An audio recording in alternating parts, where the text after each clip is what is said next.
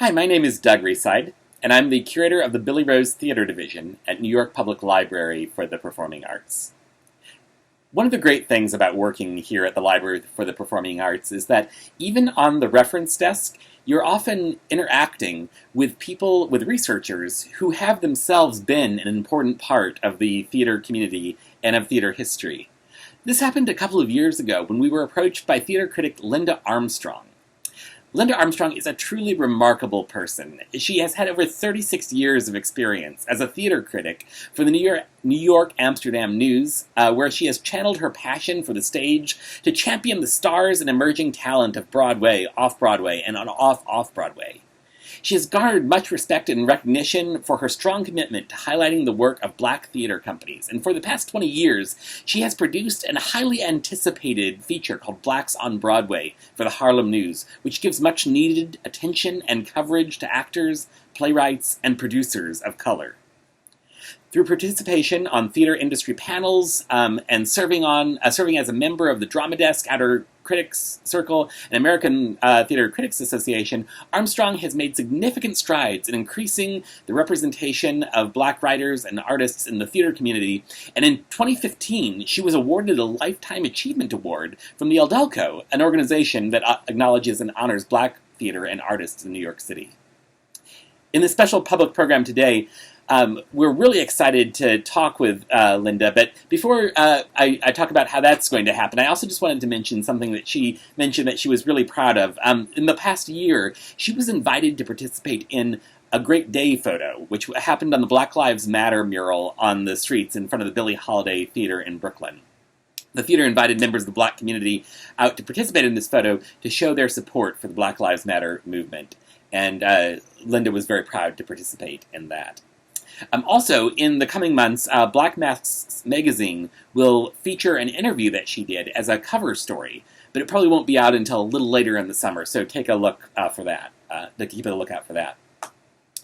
In this special program for today, Linda is interviewed about her prolific career by award-winning author, journalist, and professor of African American history and culture at City College of New York, Herb Boyd. Herb is an award-winning author himself and journalist who has published a number of books and countless articles for national magazines and newspapers. His most recent publication is Black Detroit, A People's History of Self-Determination, published by Amistad Press in 2017. Brother Man, The Odyssey of Black Men in America, an anthology, which was published by One World and Ballantine in 1995, co-edited with Robert Allen of the Black Scholar Journal, won the American Book Award for nonfiction. Boyd is a graduate of Wayne State University in Detroit, where he taught for 12 years. Currently, he teaches African American history, as I mentioned, and culture at the City College of New York in Harlem, where he lives. So let's welcome Linda and Herb.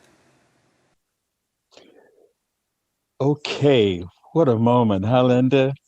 Hey, how are you, Herb? Oh, my goodness. You know, I reflect on, you're kind of meeting on this remote. It's so interesting because the first time I met you, I bumped into you in the hall at the Amsterdam News. It must have been 1985, 1986, something like that. Mm-hmm. And I think you were on your way to a theater assignment and had just left Mel Tapley's office. Mm-hmm. I was going in to get my assignment from Mel. He says, Herb, I want you to cover this here theater production. I say, well, you know, that's not really my stick, but what you got in mind? And we talked that over a minute. He said, well, you know, really our theater writer, she just left out. I say, the woman I just saw in the hallway? She, yes, she's the one. I say, Mel, I don't think I should do this. I said, give me another assignment. It looks like she's really on top of things. What a meeting, Linda. I don't know if you recall that. I mean, I know that you and I have known each other for decades. And I know that, you know, we were both with Amsterdam for as many years, you know. And what I always remembered about you is I loved to read your writing. And whenever I saw you, I just thought, this man is so amazing. He is so talented, because as a journalist, I've always had such a great deal of respect for your work. You know, so the fact that you admired my work and especially at that early phase, I really feel very honored by that because I had a great deal of respect for you, her, always. I think we pretty much started the same year. It was 1985. 1985. There you go. Yeah. Oh, what a beginning and what a continuance we've had over the years. And I've been one of your number one fans and boosters, as you know so well. You know that. Here we are in a remote, at a distance. I'm almost like a space traveler here. Check my background, huh? I see it. I love it. Linda, this pandemic has kind of reshaped, reoriented, recast so much about everything in our lives. And certainly the theater is no exception to that. I'd be curious to know how it's impacted your lives, not being able to be in a front seat at one of these theater productions. What impact has it had on you? Well, it's been very difficult. When they officially closed Broadway, I was really devastated because never in my lifetime did I imagine that anything like this could ever happen. And what I found in the beginning when it closed, it was important to me to cover how it was affecting people in the industry.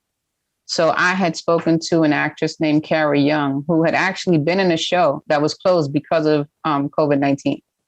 And she was telling me what it was like and the struggle that she was having to make ends meet and how, she had applied for unemployment and she was just trying to do things to stay positive, but that it was so, so hard, because nobody ever expected anything like this to ever happen. And it's just been devastating. And then I had spoken to Keith Sherman, who has his own public relations company, and Keith had done stuff with Broadway, Off-Broadway, all kinds of shows. And now he was finding that he had to let some of his staff go. And there was nothing, what could you have anybody doing because there was no theater going on at all. And it was very, very difficult. And it is very, very difficult. So what I found myself doing was finding out what were some of the grants, because there were emergency COVID grants that were out there for actors that they could apply for to get, monies to help them with their daily expenses and their daily lives. So I found myself, doing research and interviewing people about different things that were happening, like with, Broadway Cares Equity Fights AIDS and the different things that they were doing to try to give help to people in the industry that were now unemployed and were looking at being unemployed for quite a while. So it's just been very, very devastating. What I found, which just shows the resilience of theater, is that even though you couldn't go into a physical theater companies decided to start doing virtual performances, which has been very interesting to watch, and I know that North Carolina Black Repertory a few months ago did a play called Freedom Summer, and they sent me the virtual link. They do that each year. Oh, yes. North Carolina. Yes. And you're right. And they sent me the link, and it was so powerful to watch this play and just to see the detailed, lovely sets, the beautiful costumes, and the actors who it was two ladies that were in the cast, and their performances were so strong. And just watching it, it just lets you know that theater is still able to happen. Not in the way that we're used to it, but it's still able to happen. And that's the most important thing, because theater to me, Herb, I've always told people, I've always done like career day at my daughter's school when she was in junior high school and in high school, because she went to performing arts schools. And I've always told the kids that theater is a gift from God if it's done properly, because it's inspiring. It makes you feel good. It takes you away from your reality.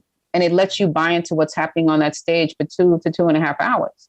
And so it serves a very important purpose for mankind. We need art, we need theater.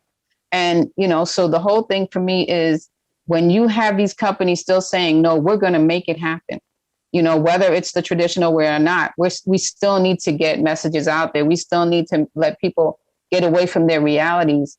And we still need to impart lessons and wisdom. And that's what theater is still doing, even though it's doing it virtually. If you look at Woody King Jr. in New Federal Theater, Woody King has already started doing a bunch of virtual productions. The past is the past. I mean, all these different shows that he's doing, and the plays are powerful. These actors are brilliant. And the way that they have reinvented themselves and adapted to what theater is in this pandemic moment is inspiring. It's beautiful to see, so I think that, a lot of companies, Billie Holiday Theater, for example, when everything was first going on, they did a performance of 12 Angry Men and Women. And they actually did it on the outside of the theater on the Black Lives Matter mural. And they had, the actors set up, and everybody was just saying these different monologues. And in that way, they were not only entertaining people, but that particular play was talking about police brutality against African Americans. So they were also dealing with timely and sensitive issues, and doing it in a way where it was just refreshing to see that they made sure that they still got the message out. They still wanted people to know this is what's still happening in our world, despite the fact that you can't come in a physical theater and sit down and partake of it. You can see it virtually, and you can still get that message out and still know, that your thoughts and your lives matter. And this is what we're doing to make sure that people know it. Another thing that Billie Holiday did, which I thought was absolutely beautiful during this whole time, is they wanted to really stand with Black Lives Matter, right? Not just with the mural on the ground, but they had people from the arts community, Black arts community. And I was so proud that I was one of those people go, and we took a picture on that mural, and we all were there with our fist up in the air, like Black Lives Matter. And it was just beautiful, because you had all these professional people from theater, and they were all standing together. We all had on our masks, and we were social distance, but we were trying to say, we're here for you. We support you, so it's just a beautiful thing that theater isn't just there to entertain you. It's there to show you that it also has a place in our society, and it has a purpose, and it's there to support all the people. What I was saying, though, Linda, is how inspirational you have been for us. There's a real connection. Sometimes we appreciate these reporters who go out and cover these stories and bring these moments home to us. And sometimes in a sharply analytical way, historically situating, contextualizing things, and making us understand that artistic moment. You've done a remarkable job on that over the years. But Thank you. You invoked a couple of names there. One in particular strikes me and always close to my heart is Woody King Jr. We share Alabama as our birth territory and our coming of age in Detroit. Both of us grew up in Detroit. And to see what he's done over the years through the New Federal Theater and what have you, it's just been so remarkable. And you've been on the scene with him so often. So it's good to hear that you invoke his name. But to get back to the pandemic, I don't want to lose that. To what extent have you been doing remotes? Do you go to some of the productions that are being screened on the internet? I mean, I tried to do a remote show maybe once or twice a week, because there's so much stuff that's going on, and you just want people to know that this theater is happening, and the topics that are being covered in the theater, because there's just a lot of great creative souls out there, and they are making work, and theater companies are getting the actors together. And even though they're doing everything from their homes, and they're on separate screens, they're still making theater happen. So I try to cover as much of it as I can, and, put the articles out there and let people know that this is what's going on at, this theater company is doing this production, this other one is doing this, just to let them know that there are virtual events going on that they can watch and, just get a chance to escape and just, enjoy something. Just watch something that could be lighthearted or something that's serious, but just something to take your mind off, and just something where you're sharing the abilities of your own people, And so I just try to make sure that I can see as much as I can and get the word out as much as I can, because, the thing about it, Herb, I absolutely love covering theater. I love theater so much. It is something that is within my heart and my soul. And I always tell people, you know, yes, I've been a theater critic for 36 years, and I will be a theater critic till my body can't function anymore, as far as I'm concerned, because I absolutely, I can't say how much I adore what I do. Okay. I love doing things that help my people. I love letting people know that our people are out there, they're writing this, they're performing this, they're directing this, they're producing this. They're telling our stories in ways that only we can tell our stories, you know, and that's why I love also covering Broadway and when our people are on Broadway. And it's funny because even though I've been with Amsterdam for 36 years, I've also been doing Blacks on Broadway for Harlem News Group for over 20 years. Mm-hmm. And it was funny because with that, you know, the publisher, Pat Stevenson, came to me and she was like, Linda, you know, I'd like us to do something about the Blacks on Broadway and let people know that there are Black people in Broadway shows, you know, and they should go to see it to support these people. And I was like, that's fantastic. So every year when I would do Blacks on Broadway, it takes me weeks, I mean, several weeks to put all that information together because I'm sending out emails to all the press agents and I'm saying to them, I need all the headshots, the bios, the character names and photos. Well, that's the headshot, sorry. But I need all those things for every actor in all your shows, right? So I will end up, when we first did it, we had 30 photos. The last time we did it in 2019, we had 300 photos, okay? Because it's really growing, it's really building, and more shows are getting involved. You know, we've always had a lot of people from The Lion King, which has always been great, you know, but it's just to let people know that Black people are on Broadway and they're making things happen and they are amazing on Broadway. I mean, all the actors are fantastic. It takes, you know, the whole team. But it's important that we focus on what our African-American actors are doing because they're doing a great deal. They are very creative. They are very gifted. And then you have people doing things on Broadway, like you have Stephen Bird and Aaliyah Jones-Harvey, where they decided, you know what, we're going to produce Black plays on Broadway with all Black cast doing traditionally white plays. So they did Cat on a Hot Tin Roof. You know, they did A Streetcar Named Desire. They did Trip to Bountiful, you know, all of these different plays. And they wanted people to see, you know what? Look at these Black actors up there doing this work. Look at how amazing they are. Look at how versatile they are. And it showed people that, yes, anything you put out there, we can do it. We can do anything, you know, and our people are just so capable and so talented.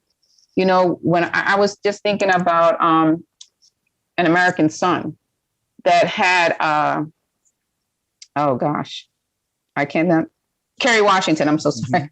American Son with Kerry Washington. She is amazing, amazing as that mom that cannot find out what happened to her child.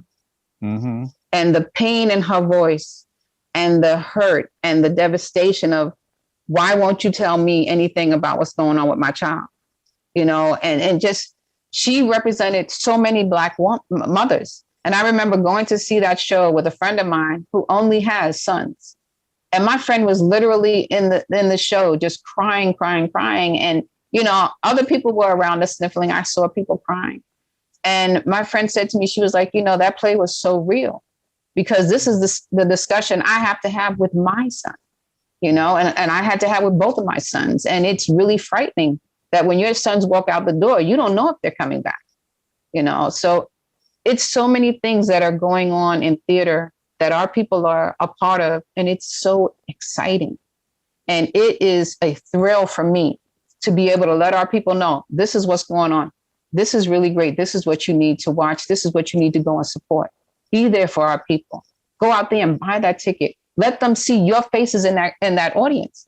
Because so many times I interview actors that are in Broadway shows and they say to me, I look in the audience and when I see our people, I just feel so good. I just feel so good to know, not only do they know I'm here, but they came to support me. And it just makes them feel better. You know, you want to see your own people in there. You want them to say, wow, I'm reflected on that stage. That person is representing me. That person is representing my uncle, my aunt, whoever they are representing, you know, and it's just so much that theater does in our lives. And it does for us in general, that it's just such a gift from God that anything I can do to get people to support it and be there for those actors, those playwrights, all these people, I'm going to do it. Let me tell you, Herb. Besides doing Blacks on Broadway, Pat also has me do Blacks Off-Broadway. So, at first she was like, okay, so we're getting the people on Broadway, but we need to get the people on Broadway too, right? So I would do that. And then that's where it would come in, where I would be able to put in like people that were in Woody stuff, if they were going to be around for a while, and people in different, Black theater shows, if they were going to be around for a while, by the time it would take for the piece to come out. And, it's just something that I truly just love doing. Covering theater is it's just my passion. And, it's funny because I started writing when I was in second grade, believe it or not. I used to write prose, right? And throughout my whole life, writing has always been a way for me to express myself and express how I felt about a situation. And when I got into college, I knew I wanted to be an English major. So I was, at Hunter. And then I was an English major, psychology minor. And I went to take a media class, which was their journalism, right? And my teacher, it was reporting. So he told us, he was like, okay, so I want you to go somewhere and give me a story. Okay, so what did I do? I went to Central Park and I interviewed the hansom cab drivers, right? And I said, what's it like driving a hansom cab? And the guy was like, these horses think they died and went to horse heaven. It's great. It's fantastic. They're treated so well. So I went across the street to the 5-star hotel. And I said to the waiters at the restaurant, I said, so what's it like being across from the hansom cab at Central Park? The guy says, oh, it's horrible. They beat the horses. It's so terrible. And they stink. Oh, my God. It's disgusting. People trying to eat their food. They paid all this money and they smelling the horse. So when I gave my paper in, my professor, he loved it. He said, Linda, this is so great. He was like, this is so balanced, because one guy says they died and went to horse heaven. These others said, oh, it stinks, and they beat him, and I said to him, I said, I'm really enjoying this. It was so exciting to do this. I would like to do more. And he was like, so become a journalism major. And I said, but I'm already an English major. He was like, so be a double major. I said, okay. So I did that. And I graduated, with a double major in English and media communications and a minor in psychology. And when I was in Hunter, though, they had told me, if you want to be in the business, you have to get clips, right? So I said, okay, how do I do that? They said, well, you go to a paper, you let them, you get them to let you write for them. So I walked into Amsterdam News. You know how it was back in the day, Arab. You could just walk in and you could just see Mr. Tatum. And that's what I did, So I went in and I said, yeah, my name is, I wasn't married at the time. So I said, my name is Linda Fuller. And I go to Hunter College and I'm a media major. And I know I need to get clips. Is it okay if I write for your paper? And he was like, well, Linda, what are you interested in? And I said, theater. And he said, oh, okay, go upstairs to the 4th floor and tell Mel Tapley I said to put you to work. I said, okay, thank you. And then that was it, And, Mr. Tapley, he started me off with the church basement plays, literally in the church basement. So at first I was like, okay, cool, And then I was covering the Black theater stuff. And then I said to him, I was like, well, Mr. Tapley, what about Broadway? Why don't we ever cover Broadway? And he was like, Black people ain't going to Broadway. I said, well, maybe if there was something that they knew was going on that they wanted to see, they would go. And he said, okay, go for it. And then that was it. I started covering Broadway, Off-Broadway, and just doing all these things and just supporting theater any way that I could, whether it was writing reviews or interviewing actors or playwrights or directors or producers, anything I could so that people knew what was going on and they could come out and support it. Well, you know what? You've anticipated at least 4 of my questions. Okay. I'm sorry. That's okay. That's fine. It saves me the of going back and having you recount that. But one thing in particular stands out in all of this, of course, anything with Kerry Washington. I remember Race that she did. Yes. Say nothing of Very powerful. American Son. But, one of the things about the bug biting you, the theater bug, you've already kind of suggested when that occurred. First of all, you got this passion for writing, right? That was seemed to be instilled from the beginning. Where does that come from? Well, I guess when I was younger, I was kind of introverted. So I would write to express my feelings. So if someone said something or did something that hurt me, I wouldn't say anything to them. I would write my feelings on paper. And I would just, just sit around. I used to walk around with a steno pad, right, when I was little. And I would sit on my stoop and I would look at the sky and I would just start writing. Things would just come to me. It was just my feelings being expressed, to the point that when I would be around my friends, one of my friends nicknamed me Doc, like a psychiatrist, because they would be sitting around talking and I would be steady writing. And they said they thought I was writing what they were saying. I said, no, I don't care what you're saying. I'm writing down what I'm feeling right now. So writing has just been always an outlet for me to just express how I feel. And, and it's funny because when I was younger and I used to write poetry, I used to write very dark poetry, And I remember my dad saying to me, aren't you happy? What's wrong? And I said, Daddy, of course I'm happy. Nothing's wrong. And he was like, so why do you write these dark things? I'm like, I don't know. It's what I feel. It's what I write. I don't know. I said, but I'm not upset or anything. It's just, that's how I look at the world. I don't know. And writing is just something that has just always been a release. If I couldn't say something to somebody, I could write it. Whether it's, that I've been hurt, that I feel love, whatever I'm feeling, I can put it onto paper and I can express it that way. And that's a safe way for me to do things. And so as I got older, it just developed into me just loving English and, just wanting to put pen to paper. And, it's funny because I was just thinking about when I've done Careers Day for the kids, and I would tell them, that we need more Black theater critics. And I would say to them, have you ever gone to a movie with your friends? And they were like, yeah, of course. I'm like, so what's the movie? What did you say when you saw the movie? And they would tell me. And I said, and did you tell that to your friends? Yes. I said, right there, you were a critic. If you can go to something and you can see it and you can say to somebody clearly how it made you feel, what you liked about it, that's critiquing. Okay. So that's the foundation. And then you take it from there.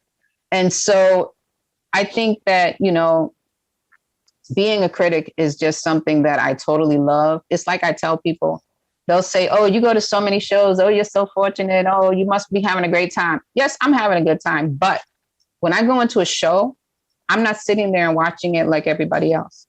I'm sitting there from the time I come into the theater. My pad is open. My pen is up. I'm writing.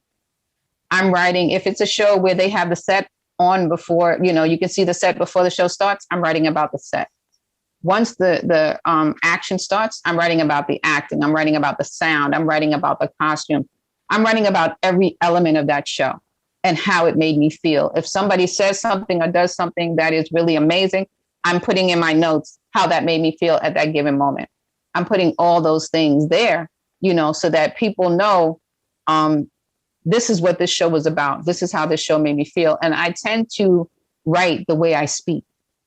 And what I noticed over the years is, and what I appreciate is that when people have told me that they, follow my writing, they say to me, I go to see shows that you recommend, Linda, because I have your values and you reflect what I feel.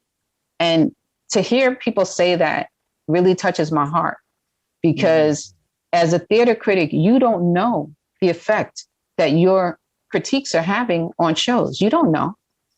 People don't just call and tell you, oh yeah, this was great, except for Woody King. Woody King will call and say to me, Linda, the review came out, the phone went off the hook. Everybody was calling. Everybody wanted to get a ticket, and which makes me feel great. But for the most part, I don't know the effect that my reviews have, and I know one time that was really amazing for me was in 2015, when the AUDELCO Awards gave me a Lifetime Achievement Award for being a theater critic for 30 years.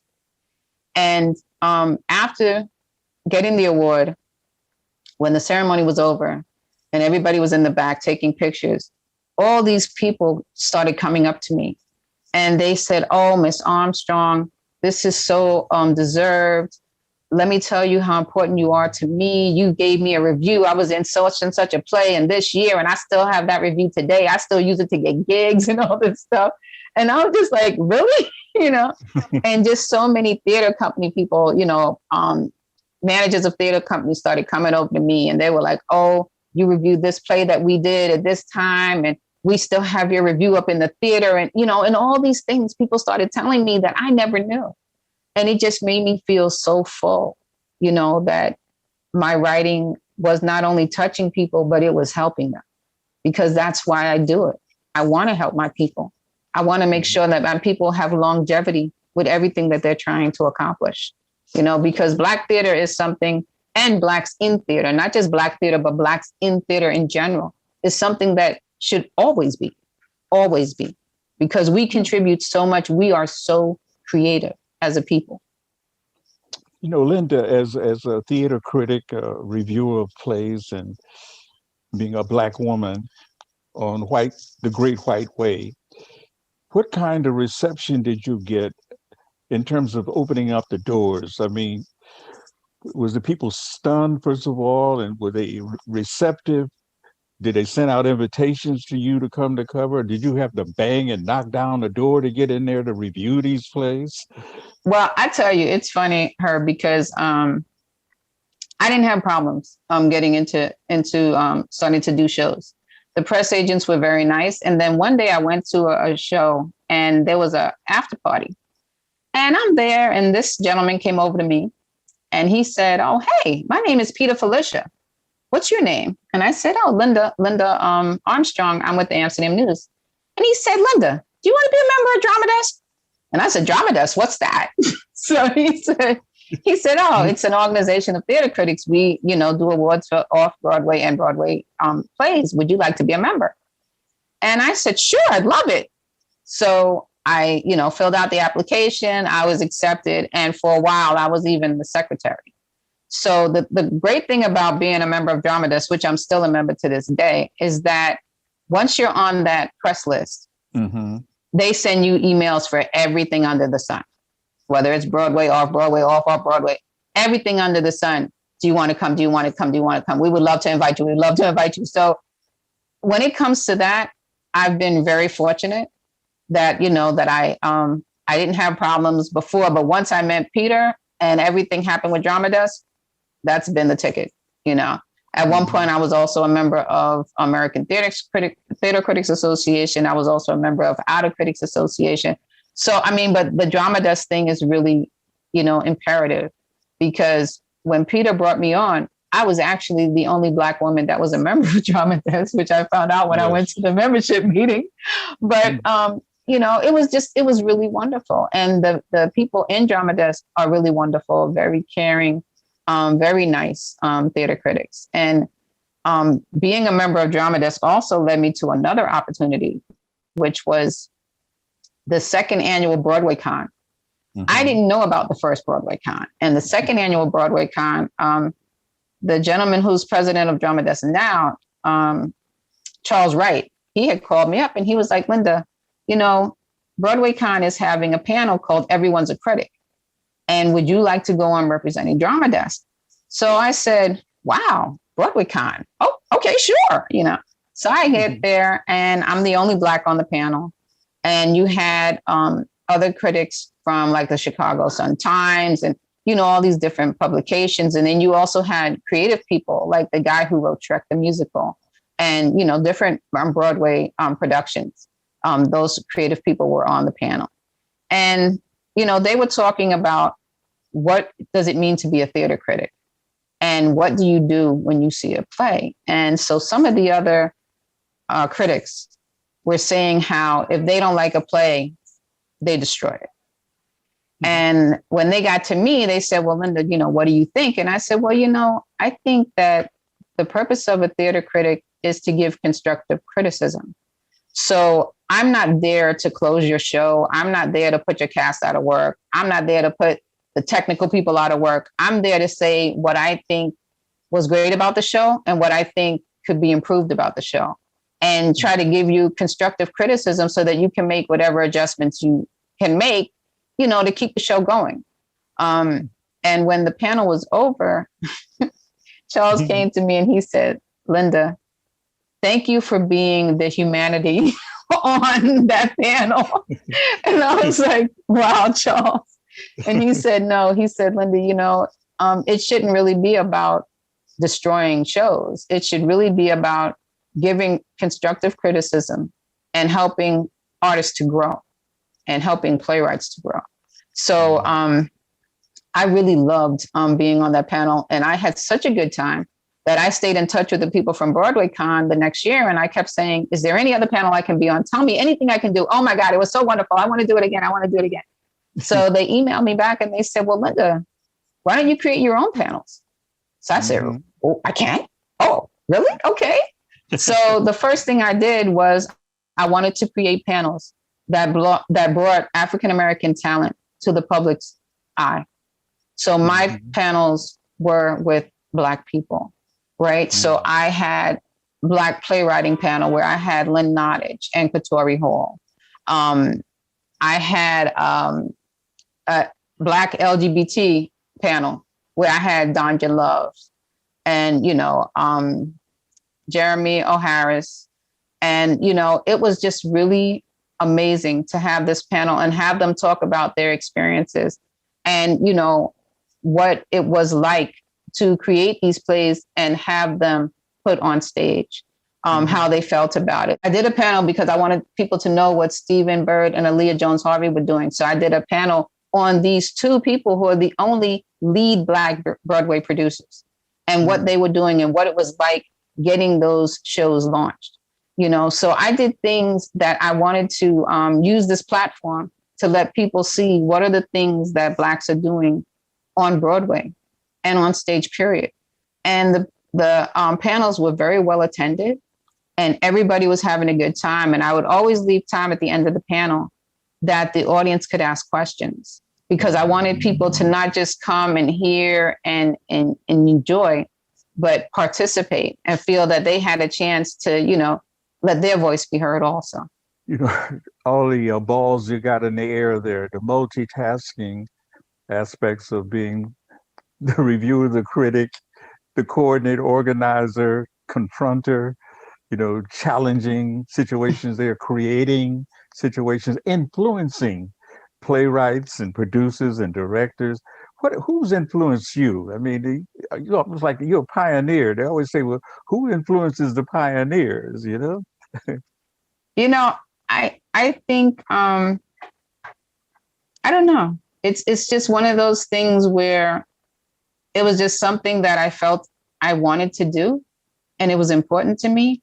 I didn't really have people that were doing that sort of thing. I guess if anything, like growing up, my dad did a lot of things for people in the community. He was like chairman of a mental health board at a hospital, and he made sure that the hospital hired Black workers, especially the people that lived in the community. So I guess that was an example that I saw of wanting to do things for my own people. And then my mom was a paraprofessional with the Board of Ed for over 40 years. And she worked at a school in our community, always there. And one of the things that she used to do when I was a little kid and we would be walking places is she would pick up pencils off the ground. And I would look at her like, Mommy, what are you doing? And she would say, do you know how many of the kids don't have pencils? They come to school without supplies. And, sometimes she would go into discount stores and she would buy supplies with her own money so that she could take it in for the students. So maybe in, certain ways, those were things that made me want to do things for my people, but do it in an area that suited me, because when I was growing up, my mom and dad did take us to theater, every now and then. But theater is just something that I've always loved. But I think the dedication to our people was from the examples that I saw, especially with my dad and being chairman of the mental health board and, being in these meetings and fighting for the people in the neighborhood to get the jobs where they wanted to bring in outsiders. And he was like, no, my dad was a Trinidadian man. And when he came to this country, and married my mom, he was still very close to all his family in Trinidad and all of the the Black workers that worked at Brookdale Hospital. That's where he was chairman of the mental health board. And so he always showed, you always do as much as you can to help other people out. And I guess that in my small way, I'm trying to do that when it comes to theater. You do it with your family sometime? I mean, you used to have one of your children with you all the time. Oh my God. Oh my God. You're so funny. So, all right, Herb. Yeah. Yes. So Jasmine, my youngest, who's 18 now, she's been going to theater since she was a year and a half. And Nikki, who is 27, has been going to theater since she was 2.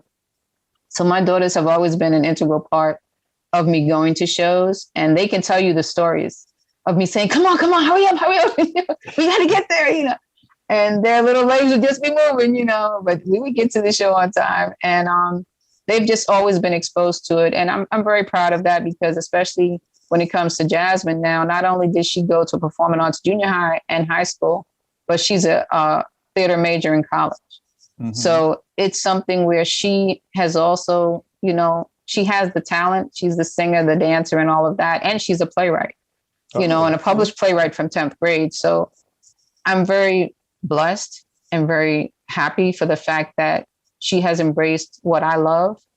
And I love it, right now in school, she is taking theater. So anytime she needs to run lines, here's mommy, just give me the script, go ahead. I'll be this one, you be that one, let's do it, and I just love watching her process because she can normally memorize a script within a day. And mm-hmm. then as we keep working on it, she's bringing up the finer points, the tone, the expression, the gestures. And, I'll sit there and I'll let her know. Okay, good. Okay. Yeah. What about this? What about that? You want to try this? And so it's really beautiful for me as a person who loves theater to, see her creative process and just see her gifts blossom as an actress mm-hmm. and, a playwright and anything that she wants to be. And, she's been around it her whole life. She's been exposed to it. She's been around the actors and all of that. And so I'm just really happy that she was able to have a childhood like that and then embraced it to the point that it's what she wants to do with her life. Because like I told, my daughter and all the classes when I would do the career day, especially when she was going to the performing arts schools, mm-hmm. what you guys have decided to do is something that you have committed your life to, because you are always honing your craft. You are always getting better. You never know everything. That's impossible. But you guys have decided to take on something that, again, is a gift from God. And you have decided to commit your lives to that. And that is a beautiful thing. And I used to tell the kids, I don't even really know you guys, except that you're in my daughter's class, but I'm proud of all of you because you're doing this. Is there a particular, I know this is a question probably asked 1,000 times of you, in terms of one of your favorite theater productions, or is there a memorable moment for you in the theater history, or your attendance, your presence of a performance that absolutely sticks with you all these many days and years? I think one of the shows that really I was screaming with everybody else is Hadestown, when Andre the Shields walks on that stage, because that's how he opens the show. And he comes out so beautifully dressed and so stunning and so elegant. And everybody just started screaming and going wild. And I was screaming with them. that was such a great moment. I mean, there have been so many shows, The Color Purple with the original cast. There's been so many things that have been just incredibly beautiful to witness. Mm-hmm. Something that is a little off the beaten path, though, right? So, I've done many celebrity interviews, obviously, through 36 years. But one of the things that I will remember is I went to see Patti LaBelle when she was doing, Patti LaBelle on Broadway, right? Mm-hmm. And her show was absolutely beautiful. I wrote my review. And then I was doing an interview with her. So I went backstage and I did the interview.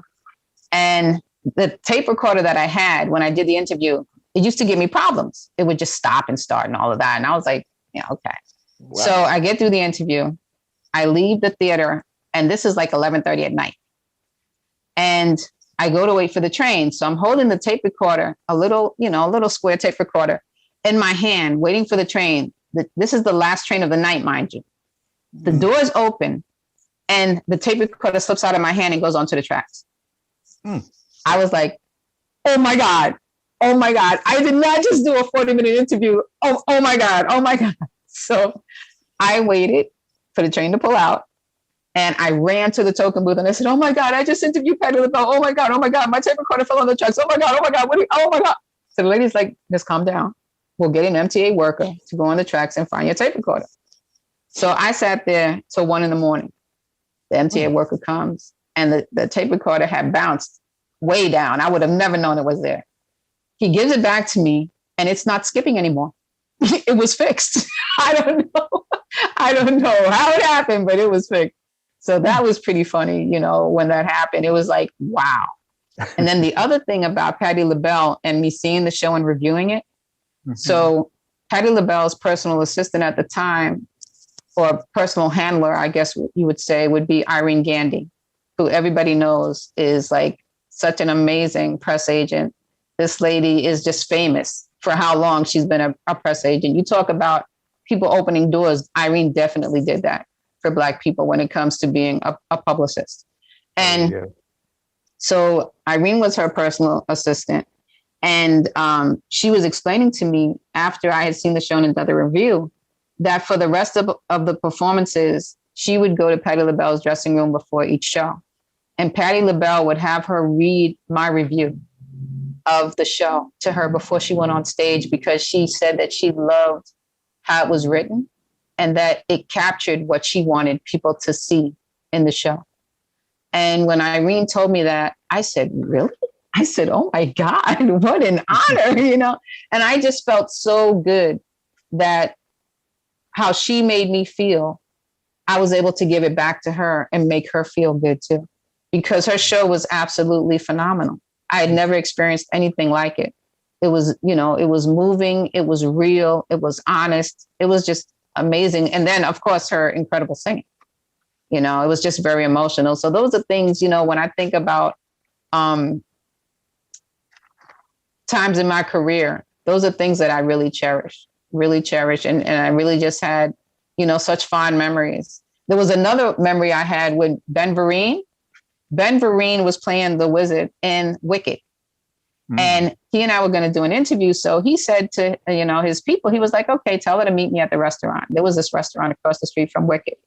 So I go into this restaurant to interview Ben Vereen, and there's no lights. It's just candlelit. So I was like, ooh, this is nice.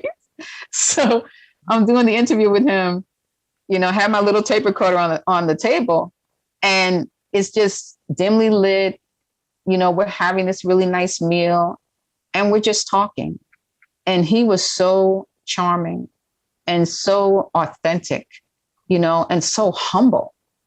It was just a moment that I will never forget. And I really, really cherished doing that interview with him.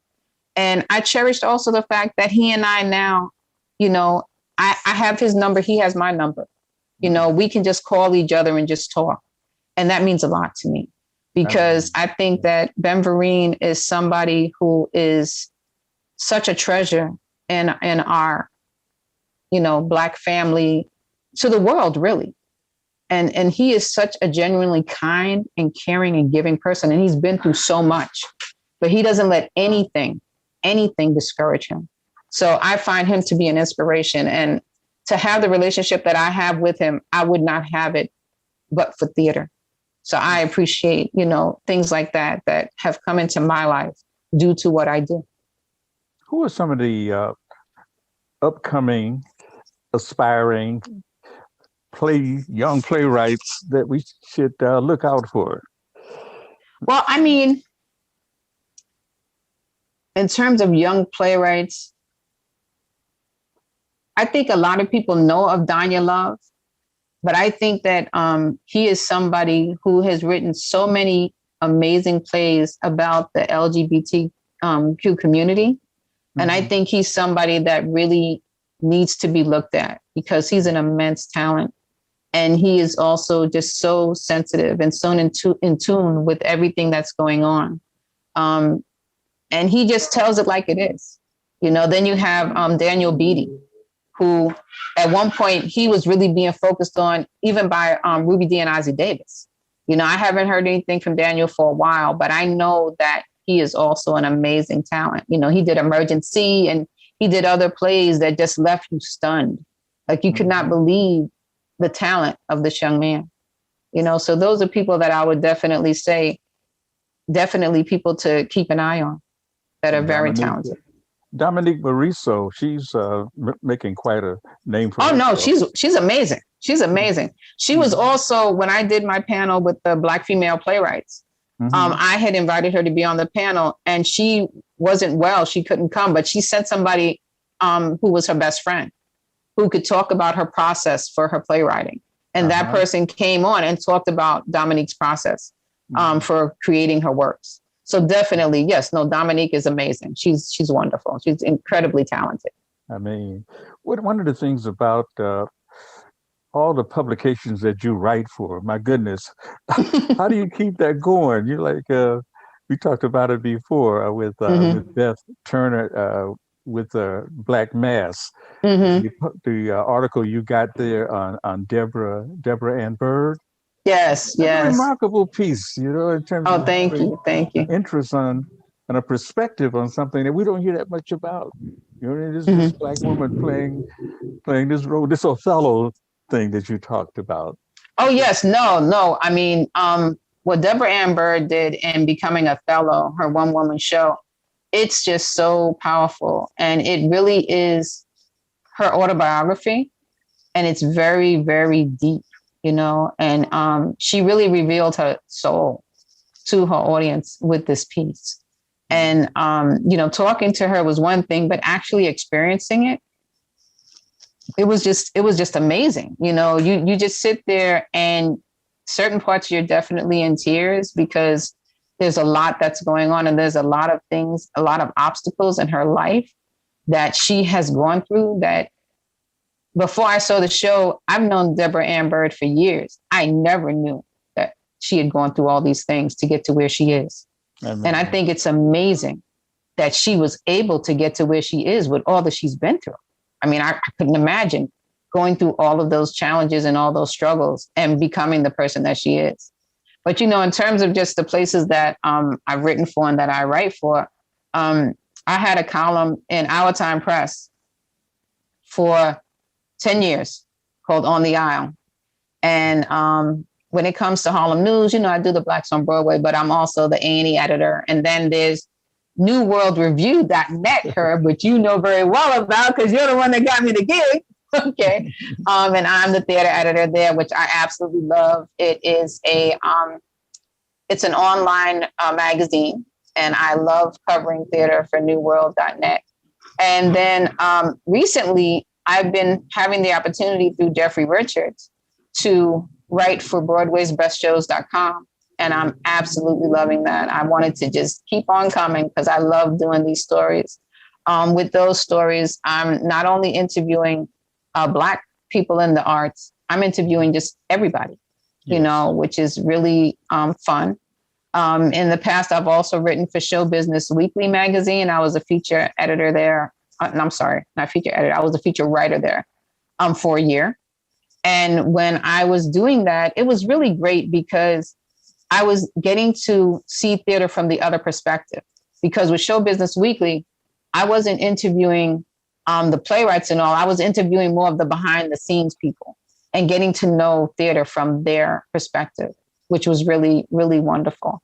And then some years ago, I had gone to the National Black Theater Festival, in Winston-Salem, and Playbill Online had actually commissioned me to do pieces to cover the festival. And during that week-long festival, I handed in 15 pieces, and I thoroughly enjoyed doing it. It was so much fun. It was so exciting. I would go to the daily press conference. I'd go to see a matinee show, then I'd go to an 8:00 show, and then send in my story at the end of the day.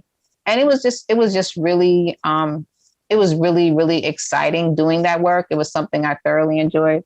I mean, it's just so many different, publications I've written for Theater Week magazine. And Network Journal magazine, do different pieces for them. It's just been a lot of stuff that I've been doing, and I've just thoroughly enjoyed it. The more, the merrier, I always say, because the more writing experience I get, the more I get to grow as a writer.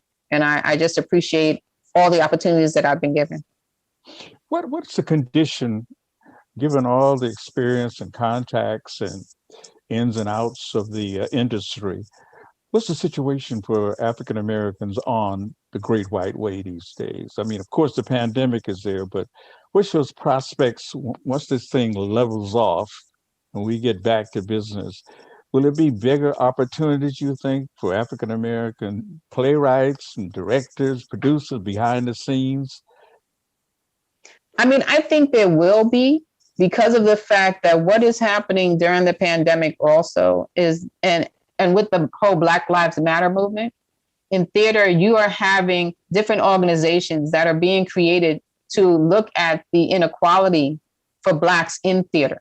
Okay. Mm-hmm. So you have Black Theater Coalition, Black Theater United, and these different organizations are being started to say, wait a minute, when it comes to Blacks in theater, why are we not getting the same treatment as our counterparts? So these organizations have started within this pandemic time, and they are addressing a need that's always been there, but people were just ignoring. So in that way, it's good that these organizations have started, and that Black people in the arts are coming together and saying, wait a minute, we love performing, but we want to have the same treatment as everybody else. And, with these organizations, they're going to start to get things coming together so that Black actors, playwrights, producers, directors can get more fairer treatment on Broadway, off-Broadway, everywhere, because it's important. It's important. If we're out there and we're doing all this work, why can't we get treated the same way that anybody else would be treated when they're doing the same work that we're doing? So I think that those organizations and others that are coming up are very vital. And they're very important to make sure that Black people have more opportunities when it comes to theater. I'm looking at that wall in back of you. Is that your wall, your wall of fame? Yeah. It's, throughout the years, I've taken a lot of pictures with a lot of people, covering all types of events. Mm-hmm. And so my husband, Chris, he created this wall. You only see a little piece of it. There's a lot more that goes further down on the wall, but he created that wall just to say, these are the people that my wife has met and has interviewed and, had a contact with. So it's definitely something when people come in my house, it's something that has a conversation going. They're like, oh my God, isn't that this one? Isn't that Samuel L. Jackson? Isn't that Oba Babatunde? And I'm like, yeah. And so it's been really, the wall is a tribute, I guess, to my love of theater and my family, my husband in particular, love of theater and wanting to represent it in our house. That's beautiful. One of the things we've talked about this before, given all of your productive efforts over the years, what about a book? You've got so much information. Can we put that in a book, Linda? I mean, well, I don't know, Herb. I mean, if you want to help me write it, we could talk about it. I have actually written a book, but it doesn't have to do with theater. It has to do with something else. But I'm trying to see about getting it published, called Lisa's Loss. But it's really about what it was like for me growing up as a light-skinned Black woman. And, that's something we could talk about at a later date. But in terms of a theater book, I mean, like I said, if you want to sit down and we put our heads together, we could figure it out. I'm willing to work with you. We could do that collaboration, Hey, 1985 comes alive in another kind of way, in a real way. One of the things that you said about Deborah Ann Bird, and I think the opening line stays with me.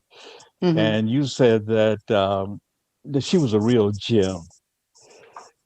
And I think those words apply to you in terms of the brilliance and the light, the perspective, the insight that you've shared with so many readers over the years. And we have to be absolutely thankful. And I'm glad that Lincoln Center, I mean, the performing arts and all these people have recognized your talent and how Thank, significant you are, not only to the African American community, but to the theater world at large. You have been a force to reckon with, I think. thank you, Herb. Thank you so much. I And mean, so, I'm just doing what I love, and I love my people, and I just want to make sure that we get respected and we get our work seen and heard, and our people get to work.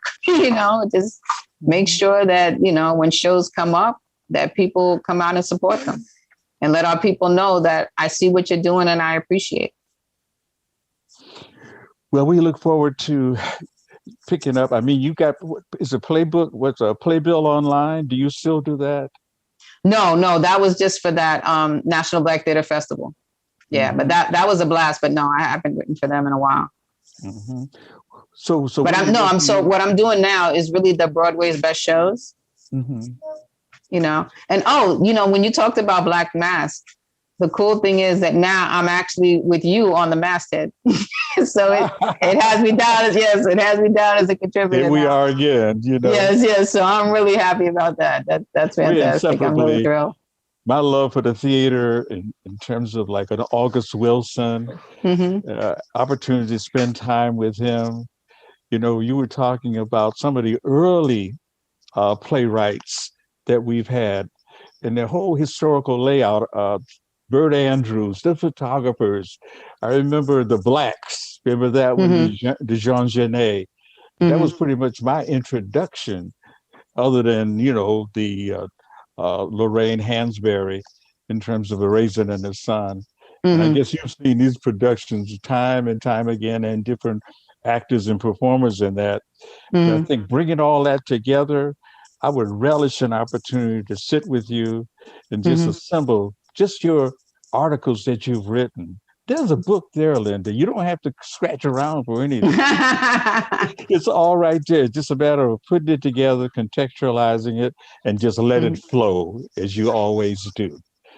I mean, that sounds good to me, Herb. Sounds good to me. And the funny thing is that Lincoln Center actually, the Performing Arts Library actually has archives of every article I've ever written since I've been writing for Amsterdam News.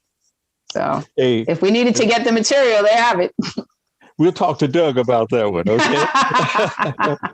Okay, we can sign off. I can go out into space here. Okay. Hey, the spaceman leaves, and it's been a pleasure spending time with my star as I move into the cosmos, Linda Armstrong. Thank you, Linda. Thank you, Herb.